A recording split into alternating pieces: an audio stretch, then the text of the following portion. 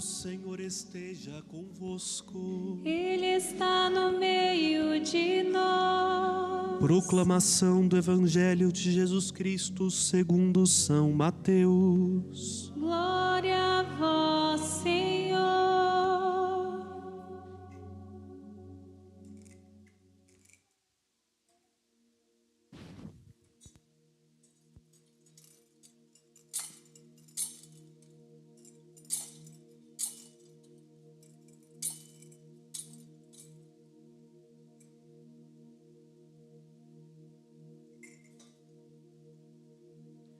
Naquele tempo, Jesus tomou consigo Pedro, Tiago e João, seu irmão, e os levou a um lugar à parte sobre uma alta montanha, e foi transfigurado diante deles.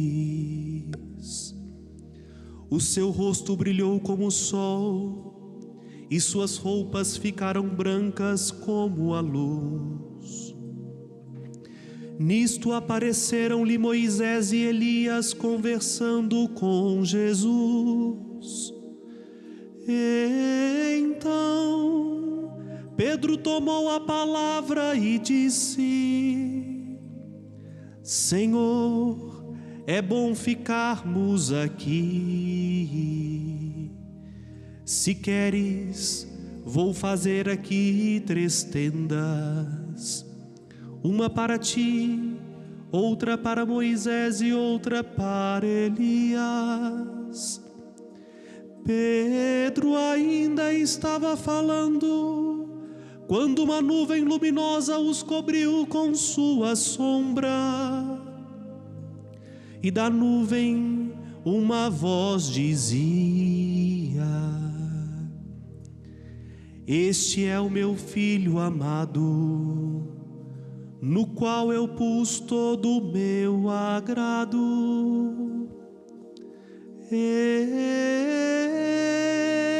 Escutai-o. Quando ouviram isso, os discípulos ficaram muito assustados e caíram com o rosto por terra. Jesus se aproximou, tocou neles e disse: Levantai-vos e não tenhais medo. Os discípulos ergueram os olhos e não viram mais ninguém a não ser somente Jesus. Quando desciam da montanha, Jesus ordenou-lhes: Não conteis a ninguém esta visão, até que o Filho do Homem tenha ressuscitado dos mortos. Palavra da salvação. Glória a vós, Senhor.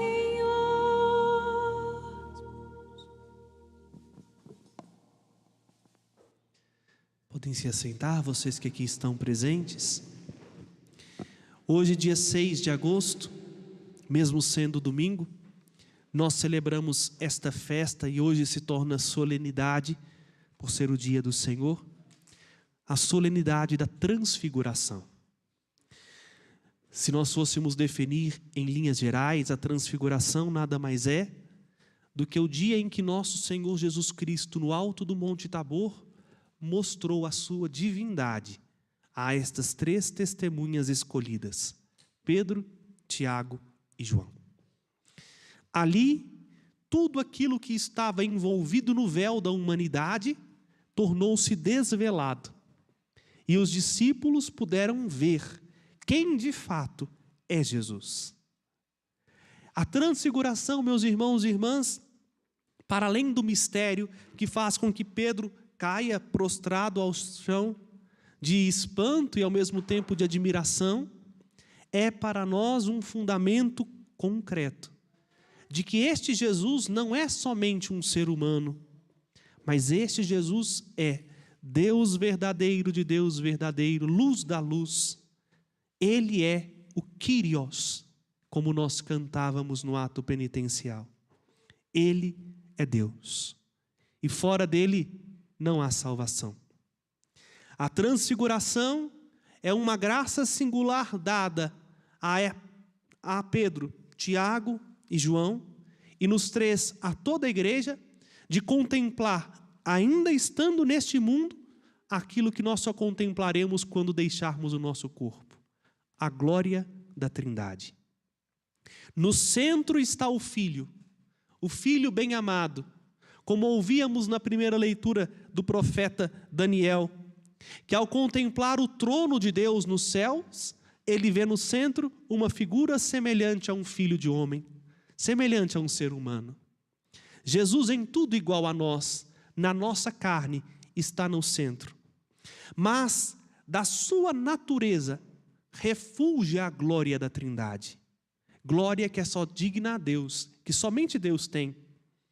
Por isso ladeiam Jesus, Moisés e Elias, para dizer que todo o Antigo Testamento, cuja lei é representada em Moisés e cujos profetas têm o seu representante em Elias, dialogam entre si, mas apontam para o Cristo. Ele é o cumprimento do Antigo Testamento. É dele que Moisés testemunhou, é dele que Elias profetizou. Ele é o Filho bem-amado do Pai, no qual o Pai de toda consolação, Deus de misericórdia, o Deus único e indivisível, repousou nele todo o seu agrado. Eis o mistério da transfiguração. E a transfiguração, meus irmãos e irmãs, não é simplesmente uma demonstração ostensiva de poder da parte de Jesus, para que agora eles falassem assim para os seus discípulos: vejam quem eu sou, olha o que eu posso fazer, quem na verdade sou eu. Não. A transfiguração nada mais é um ato de profunda misericórdia da parte do Senhor, para que os discípulos não se escandalizassem do mistério da cruz. Como pode um Deus morrer, né? Como pode um Deus assumir tamanho sofrimento? Se os discípulos não tivessem certeza de quem Jesus era, aquele mistério que agora nós vamos proclamar neste altar e que está no centro dele, o mistério da cruz, seria um ponto final para os seguidores de Jesus. Só é capaz de permanecer unido ao Cristo na cruz aquele que contempla a sua glória no Tabor. Aquele que tem a certeza de que este é o Cristo, o Filho do Deus vivo, fora do qual não há salvação. Celebrar a transfiguração, meus irmãos e irmãs, em primeiríssimo lugar, é, mais uma vez, exigir de nós mesmos uma confiança redobrada no Senhor. Nós cremos em Jesus? E o Jesus que nós cremos é de fato quem Jesus é? Porque hoje nós temos uma grande tendência a separar o Cristo e formatá-lo ao nosso molde, à nossa cabeça, ao nosso interesse. Está na moda o Jesus só humano, o Jesus que não tem nada de divino, que é mais um homem sábio, que veio ensinar palavras bonitas, que não fez milagre coisa nenhuma, até porque se diz essa teoria, né? Milagre não existe, céu não existe, nada disso existe. O que nós temos é o Jesus histórico. O Jesus, filho do carpinteiro, filho de Maria, que viveu nesse mundo, ensinou sua mensagem e por uma perseguição política foi morto. Quantos estão indo nesta onda do Cristo só humano? Porém, há uma outra pequena parcela também que nega a humanidade de Jesus, que fala: não, esse Jesus é só divino, ele é Deus e somente Deus, não tem nada de humano em Jesus. Enquanto a transfiguração nos mostra quem Jesus é. Ele é o Verbo que se fez carne, é Deus que assumiu a nossa condição humana. Tudo que há de humanidade existe em Jesus. Jesus é um humano verdadeiro, é um homem de verdade. Mas esse homem é o Salvador da humanidade, o Deus eterno, para o qual e para quem tudo foi feito. Esta é a verdadeira fé. A fé que faz com que a gente, na humanidade, contemple a divindade e alcance justamente a obediência irrestrita que o Pai espera de nós. O único amado no qual o Pai pôs toda a sua complacência, todo o seu agrado, é o Cristo. Por isso que celebrar a transfiguração, além de ser um convite para vivermos uma fé coerente com a fé dos apóstolos, interessante notarmos que o apóstolo Pedro, que estava lá no Tabor, diz assim para nós, na segunda leitura que escutamos: não foi seguindo fábulas inventadas que nós nos demos a conhecer o poder de nosso Senhor Jesus Cristo. É necessário que o padre diga, porque tem muita gente, inclusive ensinando teologia, que diz que isso é uma fábula. Eis o que o apóstolo diz para nós: foi testemunha ocular, ele viu. O que os olhos de Pedro viram fez com que Pedro ficasse profundamente mexido, ao ponto dele testemunhar. Efetivamente, ele, o Cristo, recebeu honra e glória da parte de Deus Pai, quando saiu do seio da esplêndida voz, da esplêndida glória, aquela voz que dizia: este é o meu Filho bem-amado, no qual eu ponho todo o meu bem-querer. Fico eu imaginando, como que não deve ter sido perplexo para Pedro, Tiago e João ouvir a voz do Pai. Não era o Filho, não é o Espírito Santo. O Espírito aqui está representado pela nuvem, a nuvem luminosa que cobre-os com sua sombra. Tal como nós vamos ouvir falar lá em Lucas 2, quando Maria é visitada pelo anjo, vai dizer que a sombra do Espírito te envolverá. O Espírito Santo te envolverá com sua sombra. Isto é, a nuvem gera sombra. O Espírito Santo é esse que conduz para que a gente tenha no centro da nossa vida, no centro da nossa espiritualidade, Jesus, Deus verdadeiro de Deus verdadeiro. E cada vez que a gente escuta o Filho, a glória do Filho nos alcança. E assim também nós nos tornamos filhos muito amados do Pai. Esse é o mistério que precisa tocar-nos ao receber agora o próprio Jesus na Eucaristia. O Cristo transfigurou-se para que os seus discípulos transfigurassem o coração. Porque o Pai espera encontrar em nós o seu Filho. A nossa tarefa de cristão é deixar que na nossa alma seja gestado nosso Senhor Jesus Cristo. Por isso que o Pai ama-nos de um modo por excelência, quando Ele vê nas nossas ações, na nossa postura, na nossa alma, o Filho bem-amado. Aí, tudo o que nós pedimos, nós alcançamos do Pai, porque o Pai vê em nós o único Filho, no qual Ele colocou tudo o que é dele. Esta é a tarefa do cristão. E nós conseguimos isso quando contemplamos a glória de Jesus. No mundo materialista, onde só tem valor o que é comprado pelo dinheiro, e o que só importa o que é rentável, o que me dá prazer, falar de contemplar a glória de Cristo soa como um escândalo, porque exige de nós tempo na vida de oração. É necessário o esforço de subir a montanha, e toda vez que a gente sobe uma montanha, a gente entende quão difícil é. Até que aqui na Serra da Piedade, a infraestrutura facilita um pouco, porque tem asfalto. Mas se não fosse, vocês já poderiam experimentar um desafio, o que é chegar aqui no alto.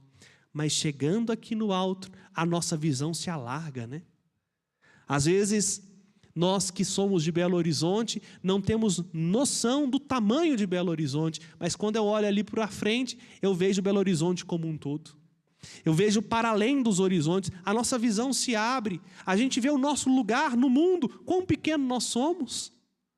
Por isso que os padres da igreja comparam a vida de oração como uma subida, chamada de ascese.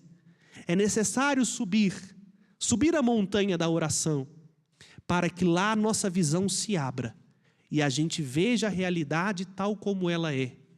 E a realidade é uma só. Tudo é por Cristo, com Cristo e em Cristo. Sem Cristo, a nossa vida perde sentido. Sem Cristo, os nossos projetos, por melhores que sejam, passam como palha seca. Sem Cristo a gente não consegue ser feliz. Somente ouvindo a voz do Cristo, nós experimentaremos esta certeza de que há um Deus que nos ama, e que nos ama tanto, que permite que a gente contemple a sua glória, cada vez que a gente está disposto a subir a montanha da oração, para ali não falar de nós, mas contemplar o que Ele nos mostra.